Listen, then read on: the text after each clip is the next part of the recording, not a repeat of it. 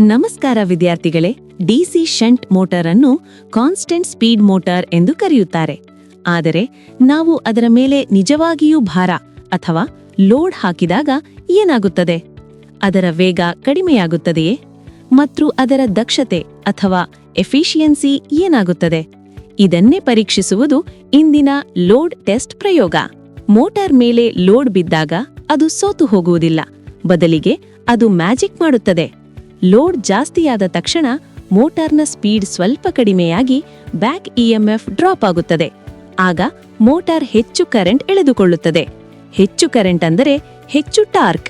ಹೀಗೆ ಮೋಟಾರ್ ತಾನಾಗಿಯೇ ಶಕ್ತಿಯನ್ನು ಹೆಚ್ಚಿಸಿಕೊಂಡು ಲೋಡನ್ನು ಎಳೆಯುತ್ತದೆ.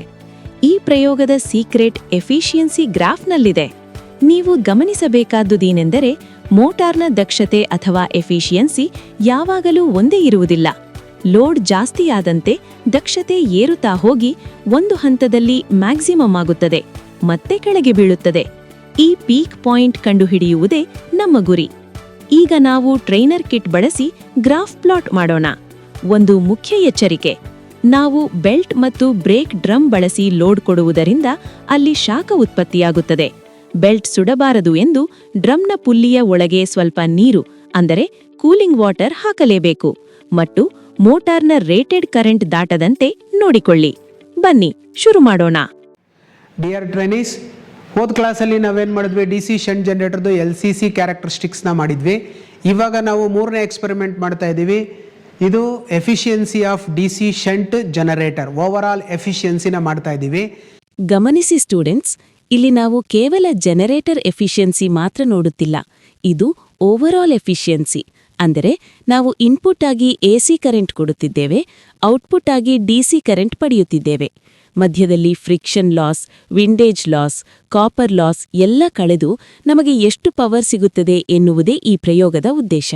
ಇದಕ್ಕೂ ಕೂಡ ಕನೆಕ್ಷನ್ನು, ಸರ್ಕ್ಯೂಟ್ ಡಯಾಗ್ರಾಮ್ ಎಲ್ಲ ಡಿಟೋ ಹಿಂದಿನ ಎಕ್ಸ್ಪೆರಿಮೆಂಟ್ ಥರನೇ ಇದಕ್ಕೂ. ಸೊ ಇದರಲ್ಲೂ ಕೂಡ ಅದಕ್ಕೆ ಬೇಕಾದಂಥ ಮೆಟೀರಿಯಲ್ಸೇ ಎಲ್ಲ ಪ್ರತಿಯೊಂದು ಬೇಕು, ಯಾವುದೂ ಚೇಂಜಸ್ ಇಲ್ಲ. Connections same, circuit diagram same, tabular column ಮಾತ್ರ ಚೇಂಜು ಆಗುತ್ತೆ. ಟ್ಯಾಬ್ಯುಲರ್ ಕಾಲಮಲ್ಲಿ ನಾವೇನು ಮಾಡ್ತೀವಿ? ಇದರಲ್ಲಿ ಇನ್ಪುಟ್ ಆಫ್ ದ ಮೋಟಾರು ಮತ್ತು ಔಟ್ಪುಟ್ ಆಫ್ ದ ಜನ್ರೇಟರ್ನ ಮಾತ್ರ ನಾವು ರೀಡಿಂಗ್ಸನ್ನು ತೊಗೊತೀವಿ. ಸೊ ಈಗ ಅದೇ ಕನೆಕ್ಷನ್ಸ್ನ ನಾನು ಅದೇ ರೀತಿ ಕಂಟಿನ್ಯೂ ಮಾಡ್ತಿದ್ದೀನಿ. ಸೊ ಈ ಕನೆಕ್ಷನ್ಸಲ್ಲಿ ಫಸ್ಟು ಎಲ್ಲ ಕನೆಕ್ಷನ್ನು ಮಾಡಿರೋದು ಅದೇ ಥರ ಇದೆ. ಈಗ ನಾನು ಮೋಟ್ರನ್ನು ಆನ್ ಮಾಡ್ತೀನಿ, MG ಸೆಟ್ಟನ್ನು ಆನ್ ಮಾಡ್ತೀನಿ. ಸೊ ನೋಡಿ, ಈಗ MCB ಆನ್ ಮಾಡಿದೆ. ಆನ್ ಮಾಡಿದ ತಕ್ಷಣ 3 ಫೇಸ್ ಸಪ್ಲೈ ಬಂತು. 3 ಫೇಸ್ ಸಪ್ಲೈ ಬಂದ ತಕ್ಷಣ ನಮಗೆ ಇನ್ಪುಟ್ ವೋಲ್ಟೇಜ್ ಎಷ್ಟಿದೆ? 377.8 ವೋಲ್ಟ್ಸ್. ಚೇಂಜಸ್ ಆಗಿ 1.5 ವೇರಿಯೇಷನ್ಸ್ ಇರುತ್ತೆ. ಸೊ 377 ಅಥವಾ 78 ವೋಲ್ಟ್ಸ್ ಇದೆ ಇವಾಗ. ಸೊ ನಾನೀಗ ಸ್ಟಾರ್ಟ್ ಮಾಡ್ತೀನಿ. ಸ್ಟಾರ್ಟ್ ಮಾಡ್ತಿದ್ದಂಗೆನೇ ಏನಾಗುತ್ತೆ? ಮೋಟ್ರು ಸ್ಟಾರ್ಟ್ ಆಯಿತು. ಜನ್ರೇಟ್ರ್ ವೋಲ್ಟೇಜನ್ನು ಬಿಲ್ಡಪ್ ಮಾಡಲಿಕ್ಕೆ ಸ್ಟಾರ್ಟ್ ಆಯಿತು.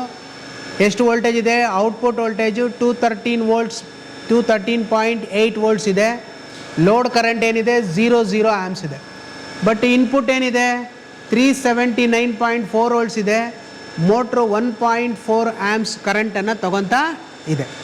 ಈಗ ನಾವು ಒಂದೊಂದೇ ಲೋಡ್ ಸ್ವಿಚ್ನ ಆನ್ ಮಾಡಿ ಒಂದೊಂದೇ ಲೋಡನ್ನು ಕೊಡೋಣ. ಸೊ ನೋಡಿ, ಈಗ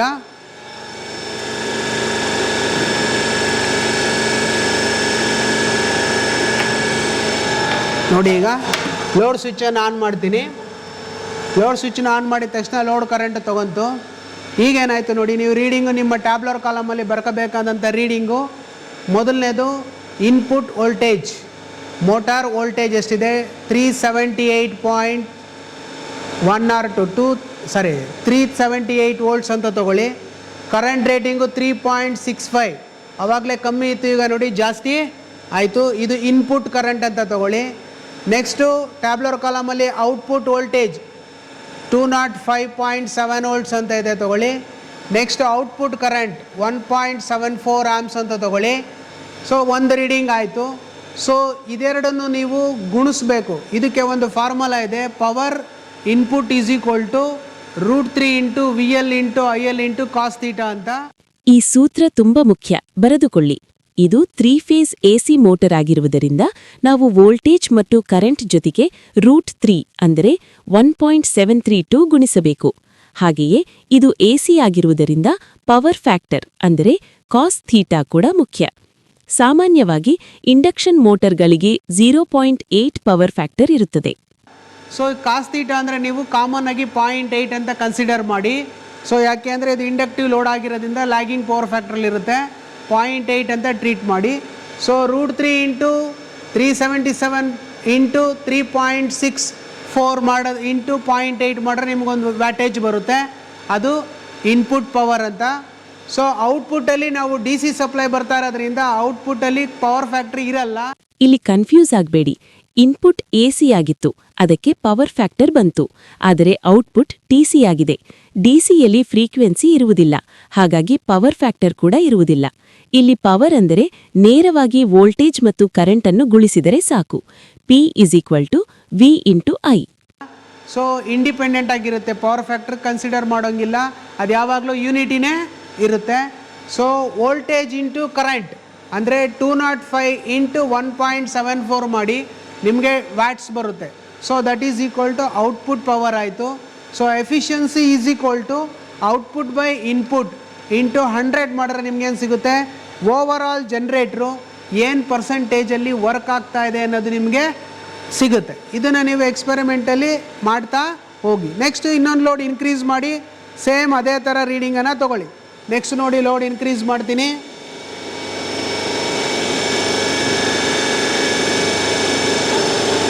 ನೋಡಿ ಇನ್ಕ್ರೀಸ್ ಮಾಡಿದೆ load, terminal voltage input voltage ಸ್ವಲ್ಪ ಫಾಲ್ ಆಯಿತು, ಲೋಡ್ ಇನ್ಪುಟ್ ಕರೆಂಟ್ ರೈಸ್ ಆಯಿತು, ಔಟ್ಪುಟ್ ವೋಲ್ಟೇಜು ಸ್ವಲ್ಪ ಕಮ್ಮಿ ಆಯಿತು, ಬಟ್ ಔಟ್ಪುಟ್ ಕರೆಂಟ್ ಏನಾಯಿತು, ರೈಸು ಆಯಿತು.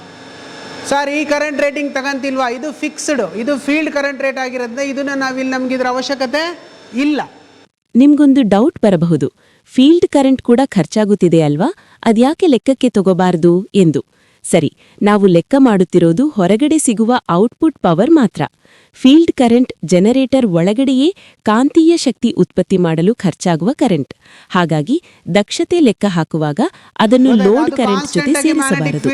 ಫೀಲ್ಡ್ ಪ್ರೊಡ್ಯೂಸ್ ಮಾಡ್ತಾ ಇರುತ್ತೆ, ಹಾಗಾಗಿ ಇದರ ಅವಶ್ಯಕತೆ ನಮಗೆ ಇಲ್ಲ. Only output voltage, output current, input voltage, input current ಅಷ್ಟೇ ನಮಗೆ ಬೇಕಾಗಿ ಇರೋದು. ಸೇಮ್ ಈಗ ಅವಾಗಲೇ ಫಾರ್ಮುಲಾ ಹೇಳ್ಕೊಟ್ನಲ್ಲ, ಅದೇ ಥರ ನೀವೇನು ಮಾಡಿ ಕಂಟಿನ್ಯೂ ಮಾಡಿ ಎಫಿಷಿಯನ್ಸಿ ಕಂಡುಹಿಡಿರಿ, ಟ್ಯಾಬ್ಲರ್ ಕಾಲಮಲ್ಲಿ ಎಂಟ್ರಿ ಮಾಡಿ. ನೆಕ್ಸ್ಟ್ ಮತ್ತೆ ಲೋಡ್ನ ಇನ್ಕ್ರೀಸ್ ಮಾಡಿ, ಲೋಡನ್ನು ಇನ್ಕ್ರೀಸ್ ಮಾಡಿ. ಮತ್ತೆ ಏನಾಗುತ್ತೆ, ಲೋಡ್ ಇನ್ಕ್ರೀಸ್ ಮಾಡಿದ್ರೆ ಲೋಡ್ ಕರೆಂಟ್ ರೈಸ್ ಆಯಿತು, 7.28 ಆಮ್ಸ್ಗೆ ಹೋಯ್ತು. ಟರ್ಮಿನಲ್ ವೋಲ್ಟೇಜ್ ಎಷ್ಟು ಬಂತು, 133.5 ವೋಲ್ಟೇಜು ಡ್ರಾಪು ಆಯಿತು. ನೆಕ್ಸ್ಟ್ ಇನ್ಪುಟ್ ವೋಲ್ಟೇಜು 378 ಇದೆ, ಇನ್ಪುಟ್ ಕರೆಂಟು ಕೂಡ ಏನಾಯಿತು, 4 ಸಮಥಿಂಗ್ ಇದ್ದಿದ್ದು 4.5 ಸಮಥಿಂಗ್ ಆಯಿತು. ಸೊ ಎಲ್ಲವನ್ನು ರೀಡಿಂಗು ಟ್ಯಾಬ್ಲರ್ ಕಾಲಮಲ್ಲಿ ಎಂಟ್ರಿ ಮಾಡ್ಕೊಳ್ಳಿ, ಮತ್ತು ಎಫಿಷಿಯನ್ಸಿನ ಸೇಮ್ ಫಾರ್ಮುಲಾದಲ್ಲಿ ಕಂಡು ಹಿಡೀರಿ. ಆಮೇಲಿಂದ ಲಾಸ್ಟಲ್ಲಿ ನೀವು ಲೋಡ್ ಸ್ವಿಚ್ಚನ್ನೇ ಆಫ್ ಮಾಡಬೇಕು, ಯಾವುದೇ ಕಾರಣಕ್ಕೂ ರೋಟ್ರಿ ಸ್ವಿಚ್ಚನ್ನು ಆಫು ಮಾಡಬೇಡಿ, ಲೋಡ್ ಸ್ವಿಚ್ಚನ್ನು ಡೈರೆಕ್ಟಾಗಿ ಆಫು ಮಾಡಬೇಡಿ. ಎಚ್ಚರ, ಇದು ಲ್ಯಾಬ್ನಲ್ಲಿ ಮಾಡುವ ದೊಡ್ಡ ತಪ್ಪು. ಲೋಡ್ ಆನ್ ಇರುವಾಗಲೇ ಮೇನ್ ಸ್ವಿಚ್ ಆಫ್ ಮಾಡಿದ್ರೆ ಇಂಡಕ್ಟಿವ್ ಕಿಕ್ ಬ್ಯಾಕ್ ಉಂಟಾಗಿ ದೊಡ್ಡ ಸ್ಪಾರ್ಕ್ ಬರುತ್ತದೆ. ಇದರಿಂದ ಸ್ವಿಚ್ ಮತ್ತು ಎಕ್ವಿಪ್ಮೆಂಟ್ ಸುಟ್ಟು ಹೋಗಬಹುದು. ಯಾವಾಗಲೂ ಹಂತ ಹಂತವಾಗಿ, ಅಂದರೆ ಸ್ಟೆಪ್ ಬೈ ಸ್ಟೆಪ್ ಮೊದಲು ಲೋಡ್ ತೆಗೆಯಿರಿ, ಆಮೇಲೆ ಮಷೀನ್ ಆಫ್ ಮಾಡಿ. Safety first. ಇಲ್ಲಿ ಸ್ವಿಚ್ಚನ್ನು ಆಫ್ ಮಾಡಿ, ಆಫ್ ಮಾಡಿದಾದ್ಮೇಲೆ ಸ್ಟಾಪ್ ಬಟನನ್ನು ಒತ್ತಿ. ಸೊ ನಿಮ್ಮ ಜನರೇಟರ್ ಸೆಟ್ ಆಫ್ ಆಗುತ್ತೆ. ಸಪ್ಲೈಯನ್ನು ಆಫ್ ಮಾಡಿ, ಕನೆಕ್ಷನ್ಸನ್ನು ಡಿಸ್ಕನೆಕ್ಟ್ ಮಾಡಿ, ಕ್ಯಾಲ್ಕುಲೇಟನ್ನು ಮಾಡಿ. ಓಕೆನಾ?